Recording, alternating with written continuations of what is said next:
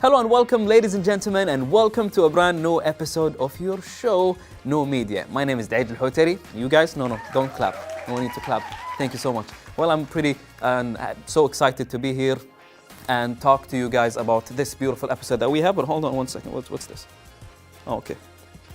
It's actually, it's on silent, but I got a video call from a friend. He's from the States. Can I pick this up, Mariame? No, Duaij. Please? No, Duaij. Well, I guess it's not the right time for you, Ahmed. Well, I'll actually pick that later. So basically, you guys, did you know that the first video call happened 52 years ago? No, I'm not referring to video call via an application as we do right now. The first one happened on July 1st, 1970. It was a phone call made between Pittsburgh Mayor Peter Flaherty and John Harper. It was amazing. Now, it was known as video phone at the time, and this phone call was the first video calling device that anyone could own, implying that the picture phone could be actually installed at your home or the office.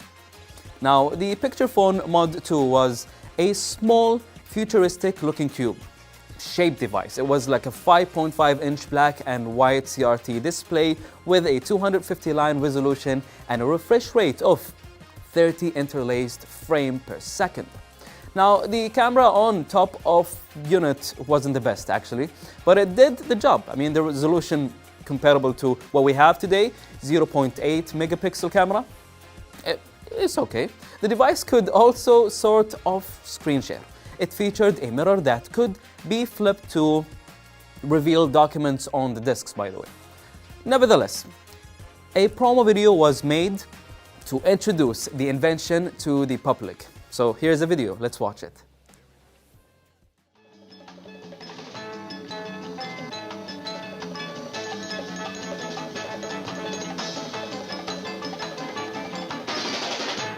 Something new is happening in communications, something that will bring us closer together. In fact, face to face. It's called picture phone service. In the 1970s, picture phone service will be used mainly by business firms. We got a little problem. Those 212s just aren't moving. What's at the bottom of it? Price. Just price? Yes, the product's great. I could sell a whole trunk full of them if we could meet the competition on price. Why don't we have Cal Simpson in on this problem? He'll figure something out. How long will it take? Oh, 2 or 3 days. All right, this is Monday. How about Wednesday? Wednesday, fine. Let's set up the call for 3 p.m. 3 it is.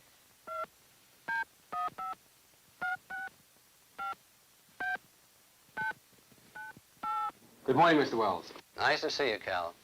I guess Ben filled you in on the problem. He did, and I think I've got an answer for you.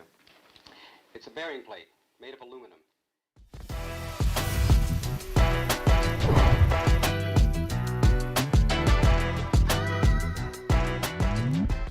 So, for the media story, we're going to talk about hashtags. Let's watch this video. This symbol feels like a lifetime ago when we referred to it as the pound or number sign. It's been less than 2 decades since we've come to know it as the great and powerful hashtag, a standalone symbol that signifies a connector of opinions, feelings, and thoughts under one subject across social media platforms.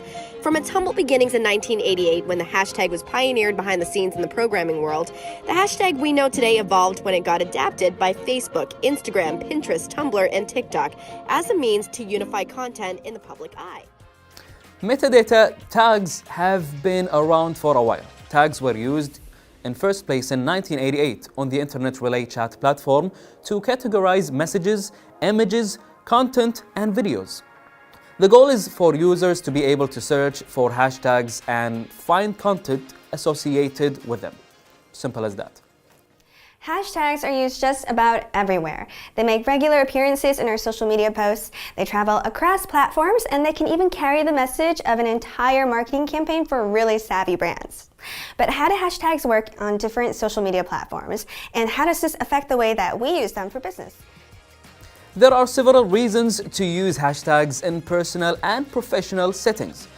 It's a good idea to keep family and friends up to date on what's going on in your life and what they are most interested in knowing about on your profile.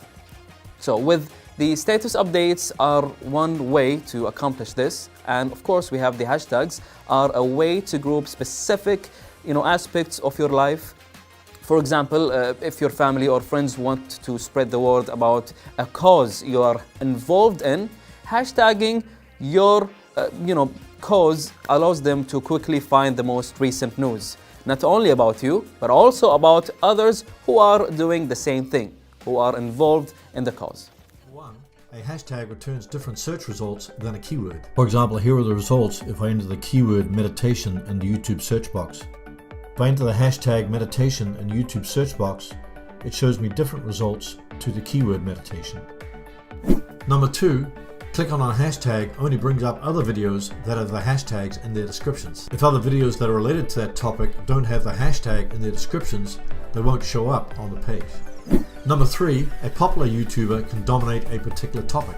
This means if you use the same hashtags as they do in your video description, then most of the videos that appear on that page will come from that person's channel. Your videos will be drowned out and won't appear, so you won't get any extra traffic from using that hashtag. Number 4, unable to search within conversations and replies that are happening on YouTube.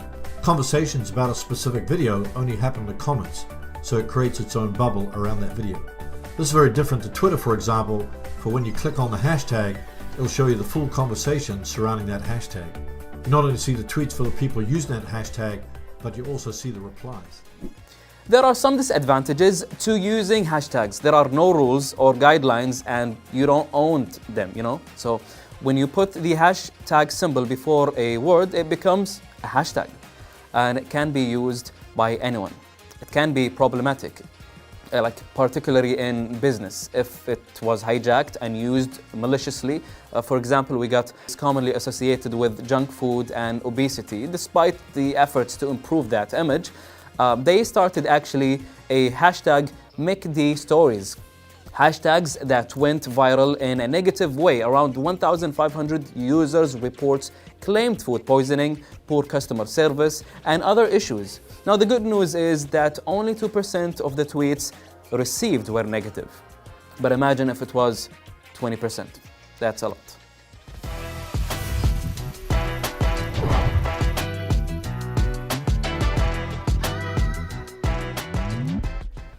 Welcome back, dear viewers, and welcome to the content creator segment that we all love and wait for. And today, as usual, like the previous episodes, we try our best, me and the team, to find the most interesting content creators out there in Kuwait to showcase and share with us his or their experience in their field.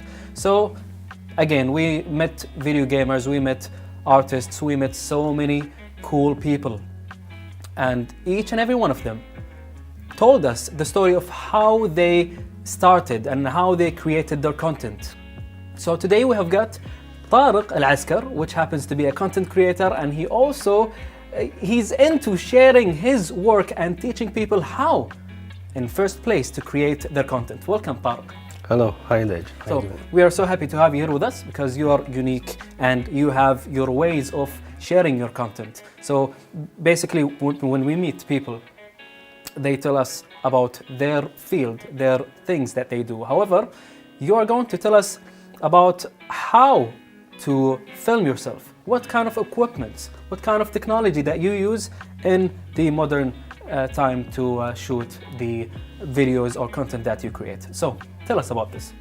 Okay, in order to create any content, the first thing you need is a camera, and any camera will do, even your phone. Mm-hmm. However, I suggest you get a proper camera. Mm-hmm. That way you can do both video content and photo content, and it's a step up from phones. Mm-hmm. As well, the most important thing to me is audio. So you need proper mics, because people can watch they hear like a better quality sound and audio? Yes, but you can watch a video with bad quality, but with good audio you can watch it. But you can't watch a bad audio with a good video, So sound is most important because the content we are creating depends on the voice the audio. audio. Well, actually this is correct, because every time I watch a video, most of the time I care about the audio, because when it's clear, then I'm going to continue watching. If it's not, sometimes I just look for another video of the same thing that I'm looking for. So this is, yes, one thing to make sure of.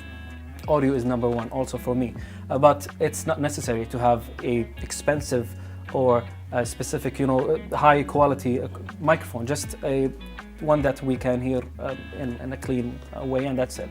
So tell us about the equipment that you use to create the content that you teach the people of.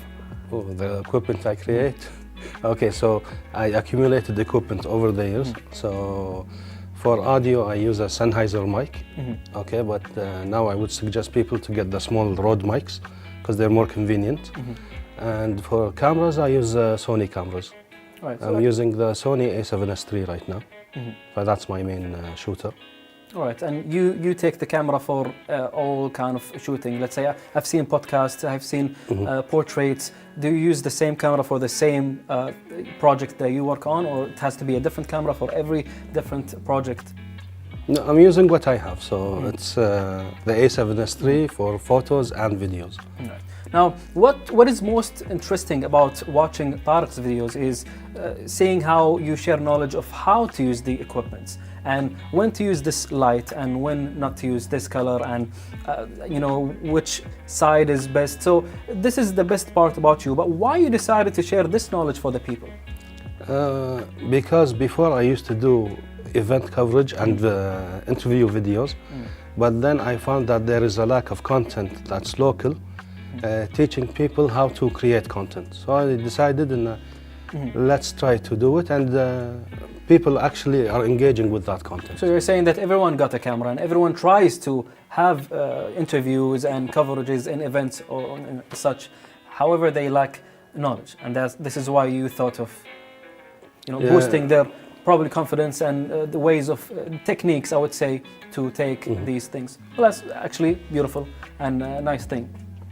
But now the thing is, when you take videos of yourself, do you prepare beforehand, or you just turn on the camera and that's it? Share whatever idea that you have in your mind. Like, how long did it take you to prepare a video? Okay, for the talking content, I use bullet points just to know exactly the flow I want to follow. I don't really write a script out because I think that's too tedious, because then I would try to say it word by word or memorize it, and that's going to be a catastrophe. So I just write bullet points and I make sure and I hit each single point I'm talking about. Right. For me, this works. All right. Yeah. And let's talk about the audience and the people that follow you. Some people give positive comments, some give negative. How do you deal with these comments? If it's a negative comment, I reply. You reply for a negative? Yes, but if it's a bad comment, I block the person. All right, so does it change the way you feel regarding uploading more content? No, it doesn't. Not necessarily, because people can think whatever they want. But to me, if it's something, like if they're criticizing something, yes, but if they're criticizing a person, no. So we can have a common ground regarding these comments. You mentioned the person, and that also said, while scrolling down your Instagram account, I've seen some different people, you take portraits of people in different locations and different colors and places, and it's also unique. The places and the things that you have, the objects in the background, it's colorful and creative. Can you tell us more about, this field? Well, mostly everything I do is an experiment. But I learned how to make experiments work out, even if I did something wrong during. So I think that's the most important skill to have, is how to create something when you know you messed up somehow. So to me, that's the most important skill. So as long as you know the technology behind the cameras and what you are capable of, it's hard to make mistakes, but mistakes always happen. Yes, of course, indeed. So how to come up with something good from that, I think that's a skill. That's intelligent. Yeah. Well, good job for that. And now, aside from the Instagram account, I have noticed a YouTube channel, and you're working also in the future, as we spoke before recording, about creating a new YouTube channel to talk or to vlog or to do some, crazy stuff about technology. So can you elaborate and tell us more about it? I used to have an old YouTube channel, but it was, like I said, mostly interviews and event coverage. But then I decided to create a YouTube channel where it's less professional and more fun, a place for me to experiment things. So it's like a vlog plus tutorials on how to shoot and create content. So it's 2-in-1. It's going to be fun. Yeah, fun for you. You give tips for the people, and then you just do some basic vlogging. Yeah, like for me, the most important thing is to have fun in whatever you do. So that's why I created this channel. It's like a creative outlet for me. Because I really noticed that you like, using your equipment, and by making this YouTube channel, and best of luck when you are created. Welcome. You're gonna do a good job, and of course I'm gonna be one of the subscribers. All right. So now I have also noticed that you mentioned in the description that you are a hype beast. Tell us why. What do you mean by a hype beast? Well, hype beasts are people who are into like the streetwear trends, and they have a specific way of posing. So me and a friend were like, hey, let's try something out, and we created the hype beast. The street posing, you said? It's not about trends. It doesn't have to do anything with trends. It does with the streetwear trends. Okay, so I created this character where it was just to have fun, and because of that character, I became a model. Oh wow! Yeah. So a model, and you take photos of models. I mean, you're all-rounder. Yes. So it was just a fun idea, and then we got something out of it. So it's good to experiment and try new things. All right, cool. Now, as an influencer, now that people follow you, no matter how the number or how many people follow you, since people watch you, then you are an influencer. And with that said, you are responsible of the things that you upload. So how does it feel to be one? Well, I kind of disagree. You disagree with which point? Because the number of people who follow you does not mean you should be a role model. But you're an influencer. People would try to probably copy the way that you take photos, or maybe the equipment that you have to have a better quality looking videos for their upload. So this is why. As long as one person benefits from the content I'm creating, I'm satisfied. Well, then this is the answer. Yes. But of course, again, you have to be cautious of the things that you post, because you never know who is watching, old, young, and regarding this, question, the target audience of your account, do you have any specific age, or it's for everyone? I try to keep my content for everyone. So someone who's like, let's say 7 and above, it would be fine to view my content. All right, fair enough. People are learning, and also at a young age, people are starting to film and try. They want to be content creators, because as we know, the world is evolving, and everyone is using technology and the internet. So when they see any YouTuber, any content creator, they would like to be like them one day, to have their own creative ideas and content over the internet and be famous and influence people, and they go with the trend. And we don't know what's happening in the future, but hopefully, we hope for the best in terms of the internet, because we have seen so many bad, negative effects of the internet, as well as, of course, the good ones. So Tareq, tell us about the most viewed and liked video or photo you have on your account, and what's the story behind it? The first video that I did that got 1,000 views within one day was it was an anime convention called KuwaitCon. All right. It was in 360, I think, yeah. So the video was basically just me with a microphone walking around and asking people. Random people asking like random questions? Yes. So that was my most viewed video, because the time frame, and 1,000 views the next day. And now I think it's around 8K views. But I remember it was my first time experiencing an anime convention in Kuwait. Yes. And I'm seeing all these people wearing costumes. And I'm like, oh, I know this anime, I know this character, I know. And even my friend came and he was wearing Star Trek, so I was like, oh. All right, so everyone is enjoying their time at the Yes. convention, yes? So you took, you asked the cosplayers Yes. questions, and then obviously they wanted to see the video, so that's why I think it peaked the first yes, day. and it was like a 30-minute video. And it was a long video, so I was surprised, and the completion rate was very high for that video on YouTube. Well, that's really cool.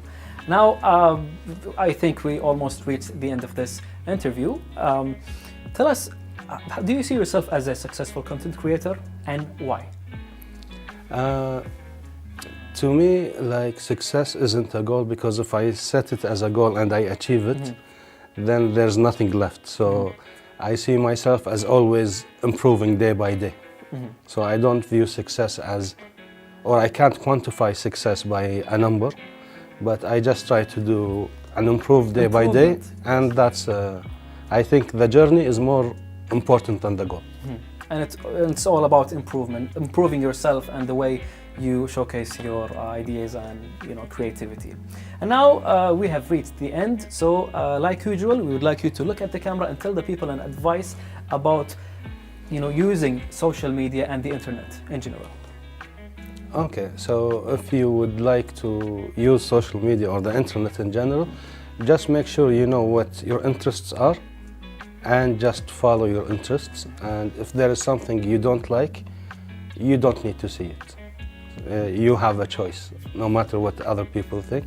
You can choose to not view any type of content, but if it's content that you like to consume, then see it.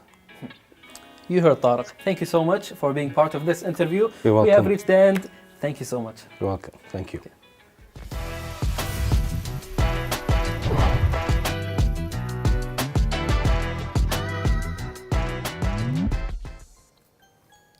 Oh, this looks like Minecraft actually. I mean, they have the pigs, they have the dog, and also the sword and the villager, but it's not. It's a spin-off. Anyway, you guys, since it's the video game segment, how about we go old school?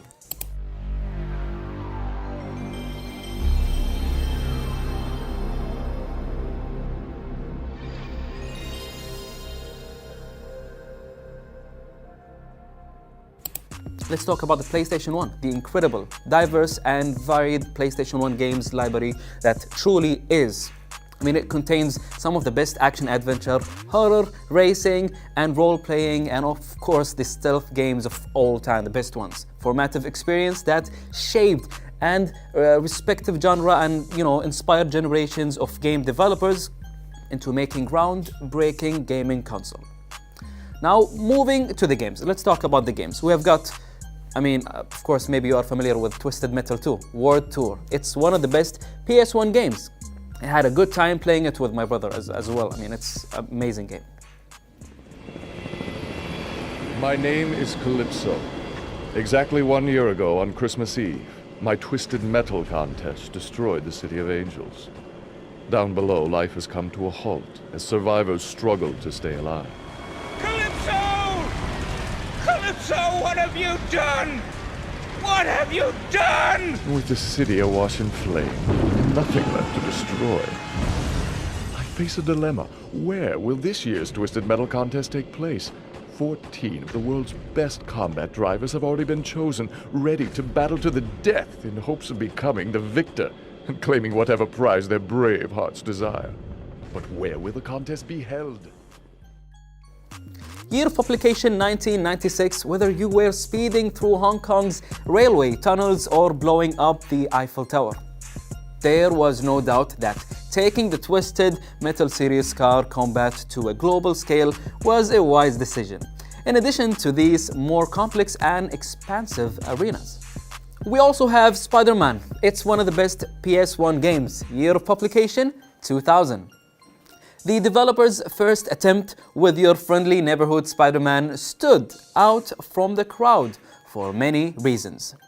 Not the least of which was that it was a great superhero game in an era where they were actually rare. Regardless of the license, the combat, and the stage design and solid, but the development team nailed it. They nailed everything great about Marvel's superhero.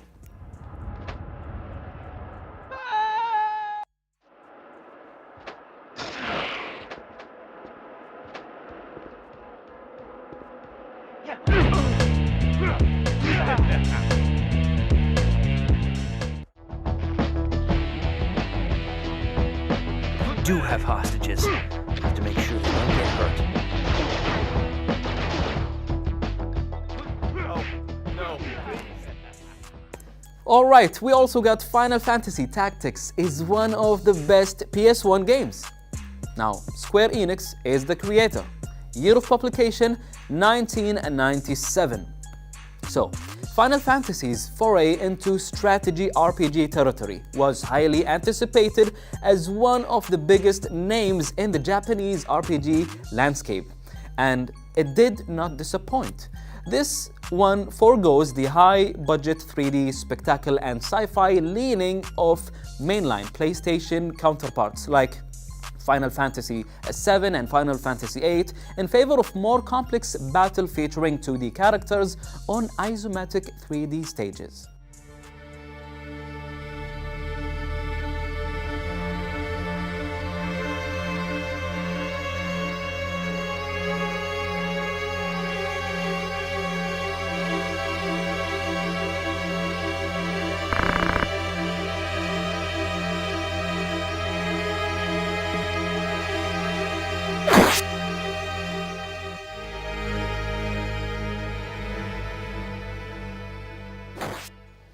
Now, that was the list for today, and we will continue later with another list, of course, of the old school, beautiful, most amazing PlayStation 1 games.